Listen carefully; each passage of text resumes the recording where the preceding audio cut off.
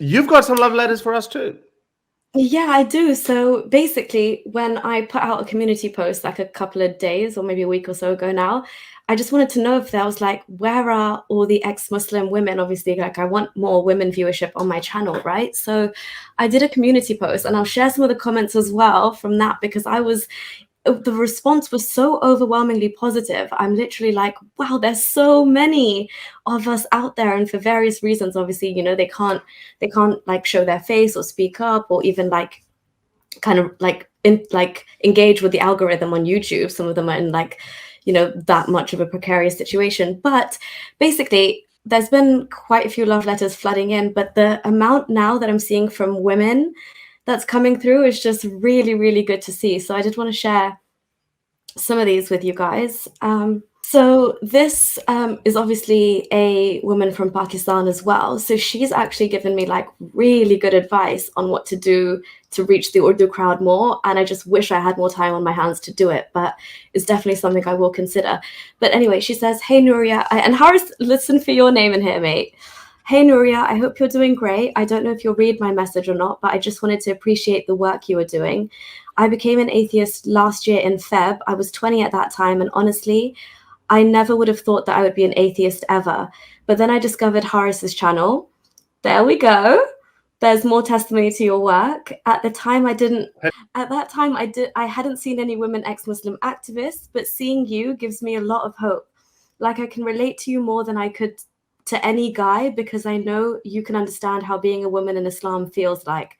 I just messaged you to tell you that I really appreciate your work. I watch your streams too, but never came on the channel because right now I don't have a safe space where I can talk to you guys.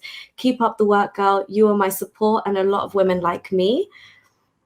And then obviously some incredible advice here where she's just basically asking like what my focus is for this channel and then suggesting to make shorts or short videos on reactions, replying to like Maulana Tariq Masood and other Muslim scholars from like the Urdu speaking scene.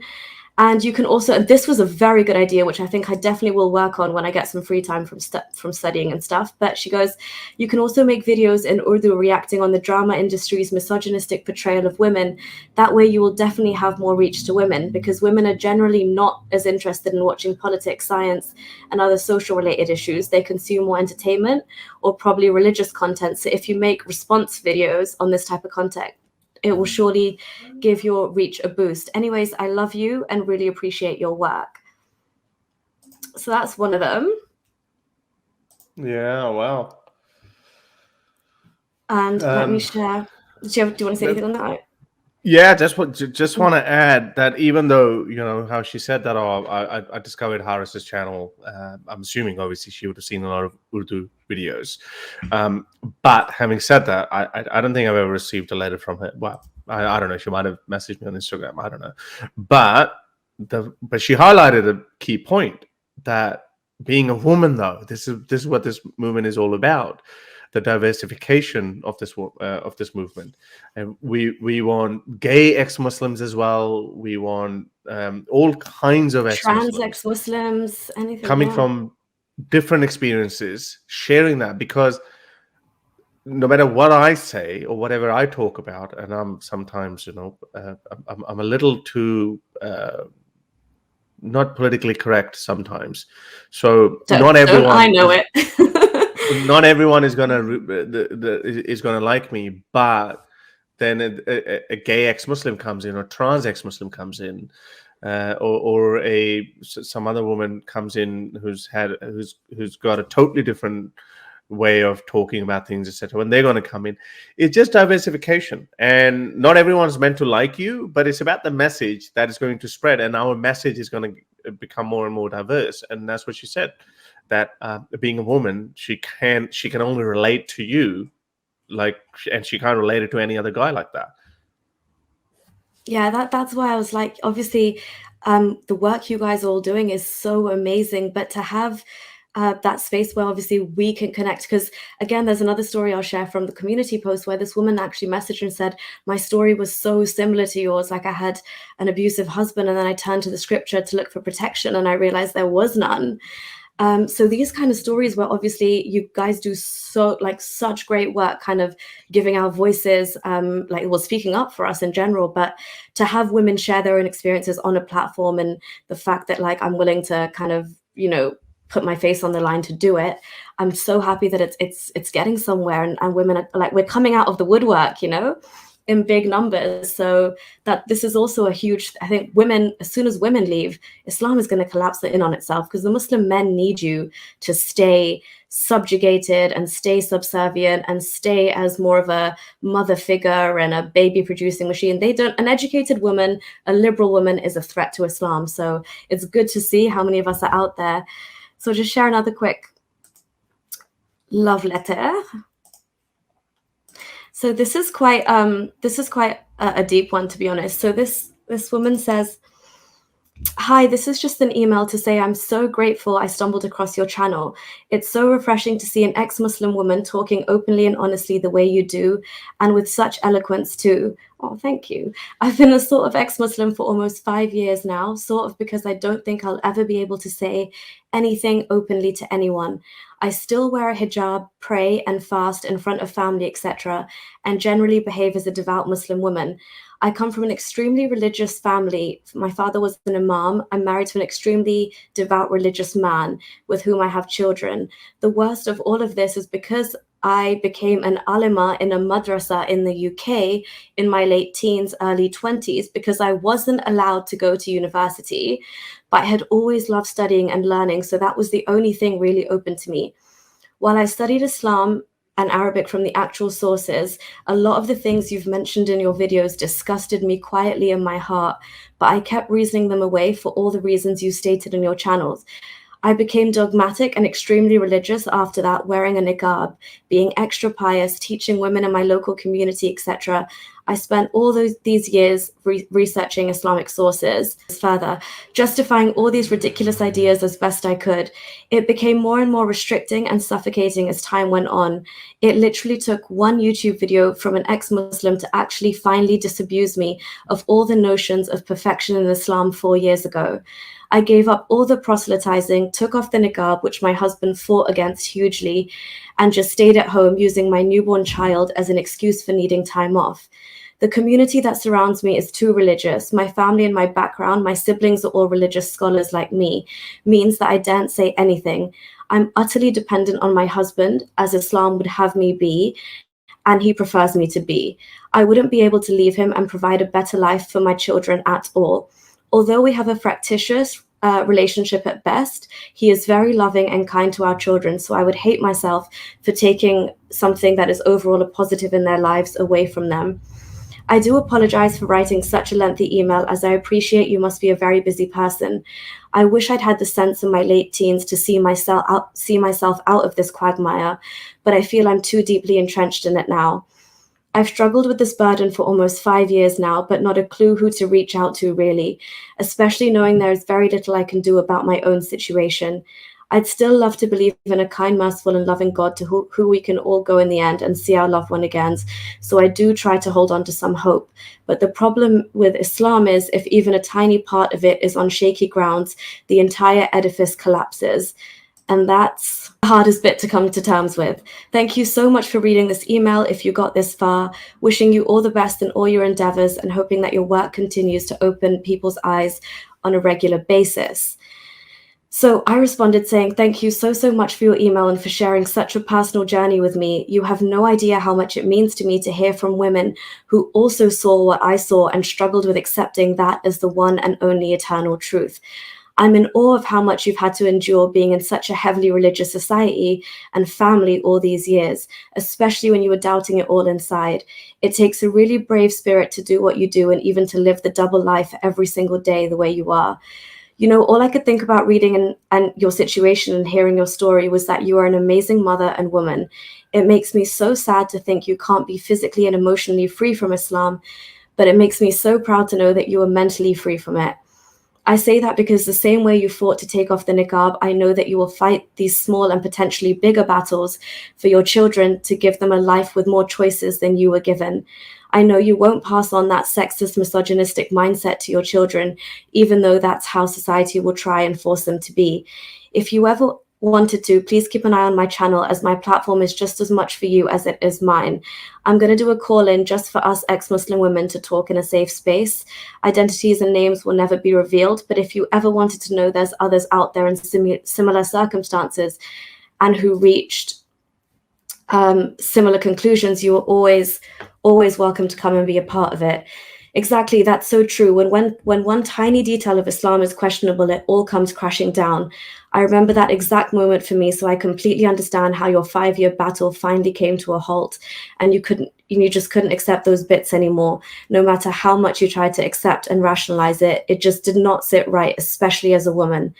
Thanks again so much for your email. I got all the way to the end, of course, as I'm so grateful for everything you shared and your kind words. Stay strong, and we're all in this together.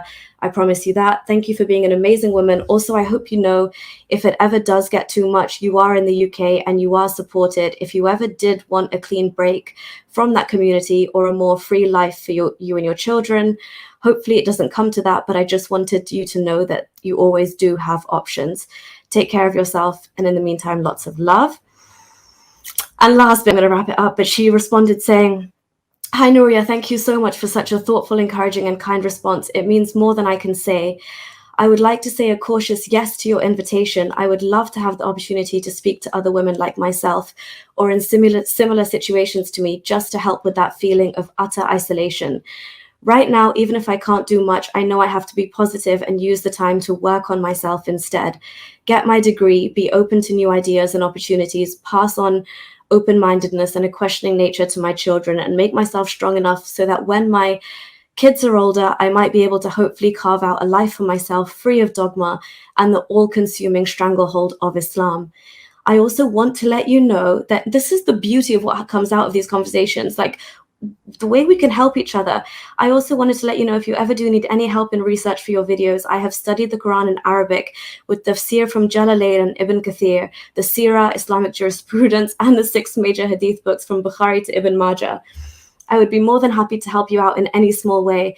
I learned some of the craziest things in that time, which I swallowed almost like a bitter pill, so I could get closer to the golden nugget of truth that is Islam. The saddest bit of learning all of this knowledge was constantly knowing that as a woman, our worth was half that of a man, no more than a glorified child, really, and the most we could do with our knowledge was pass it to other women or our future children. We were never really allowed to get into the intellectual stuff, not allowed to study, not allowed to become muftis. Only the men get to become imams and spiritual leaders of a community or take any positions of leadership and authority. Our role was just to be hidden behind black cloaks and wait to get married and have children, to perpetuate this depressing cycle. And at that time, I thought it might all be worth it to achieve Allah's divine love and get to heaven, even though the image of heaven never really appealed to me either, of course. As a woman, it really doesn't, even at my most devout state. But anyway, sorry for the rambling. If I can be of any use to you for your research, please let me know. Much love and best wishes." That was a bit of a long one. Sorry, Haris, but I really had to get that story across and all the implications that come with it. It's all good, and now it is important. And I was actually thinking that, you're so good. You respond. I wish I could show you my one-liners responses. I'm like, good on you. Well done. Congratulations. This is how I sometimes respond. So, I'm genuinely so grateful. That's why. If you're watching, you know who you are, but this is just a message from a patron, which is really sweet. Another woman, "Thank you, Nuria. I'm actually da-da-da, but undercover, da-da-da, lol. I admire your bravery for speaking up and showing the real face of Islam. Unfortunately, I can't at the moment, as my elderly mother lives with me and I don't want to upset her. My whole family are Sunni practicing besides myself and my younger sister. My son is the one who gave me strength and I decided to leave Islam. I'm glad I found you, as you're also from the UK, and it's nice to know we're not alone. Sorry for the essay, lol. Keep up the great work. Lots of love and stay safe, lovey." That wasn't an essay. The previous one was. Okay, yeah. And just to wrap up, I want to show you guys. So this was my community post on YouTube for, where the ex-Muslim women at? And just some of these responses. Oh, wow, look at the likes. 667 likes, yeah.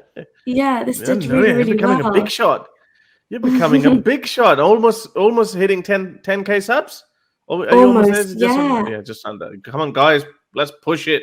Anyway, yeah, go on. Yeah, Some of the so anyway, comments. like, deeply admire you. May all women unite here and stand strong. I'm definitely interested. I've been an atheist ex-Muslim woman for a year now and would love to chat to somebody about it. Great. I'm an ex-Muslim woman. Thank you for all that you do. Ex-Muslim women here, we support you and thanks for all you do for us. Wish I had the freedom to come out without the fear for my safety. Thanks, Noria, Mimo for the being so Mulhida. brave. Veiled Rose, I'm ex-Muslim women here, who is 100% with this. I love and very much appreciate your work, more than can be said in words. Love you and what you do. Okay, I don't know if she's an ex-Muslim woman, but look at all of this. Okay, Where's this is the that? Baha'i. This Yeah. one, I wanted to show you. Yes, I'm here. I watch all of your videos and I would love to hang out with you virtually, but with my identity hidden, as I live in Pakistan and I don't think it would be safe to reveal my identity as I live here. I 100% admire and support you, and I'm very vocal about my opinions if given a free space to speak. And I'm like, well, hello, this is your free Nuria, can space you? to speak. Yes, and then she also said, I look forward to hearing from you. I relate to you quite an extent because I got my wake-up call after an abusive marriage. I was a girl who not only loved Islam, but I spent a great deal of time advocating for it and running Islamic social media pages until the admin I had hired kicked me out for being indecent, even then I didn't get my wake-up call. So then my ex almost killed me out of this insane sense of dignity. When I looked more into my religion to find texts that would severely condone his behavior, I think she meant condemn, I found none. And then I began questioning the Quran for the first time. How is it that the kindest man on earth and the most merciful God never mentioned the punishment for a man who mistreats his wife? Not once, not anywhere. Anyway, I could go on, but basically there's so many There's so ex-Muslim many. women here who have come out. So go ahead and check out those comments if you're in any doubt as to how many of us are actually out there but can't come out. Yeah, this is quite amazing. I mean, the first 5, 6, 8 you read. I mean, I think Ray was just in between, but the rest of them were all from females or ex-Muslim women, and it's just Yeah, quite the amazing. majority Where of are those they comments. at? We Yeah. need them. We need them to come out. We just like I get that there are some challenges, but then there's some other things as well. You can read that in the description. You can actually use a voice changer. You don't have to reveal your real name, and obviously the camera would not be turned on. So we need ex-Muslim women to come out. Trust me, this is something that we all want, and we know that if ex-Muslim women can come out, the Islam is going to die a lot faster than what we're doing if we stay the course. Basically, Lily's saying, I'm also an ex-Muslim woman here. Well done, Lily. Yes, amazing. Well done. And please, as I said, when we do these, when I do this ex-Muslim women stream, just like a live call in, please come. Let's just chat. Let's just get to know each other. Let's just share our experiences. Let's just bash the misogyny of Islam, free of men, though. If you like these videos and want to support me in my activism, then you can support me on Patreon or PayPal. Stay free, everyone.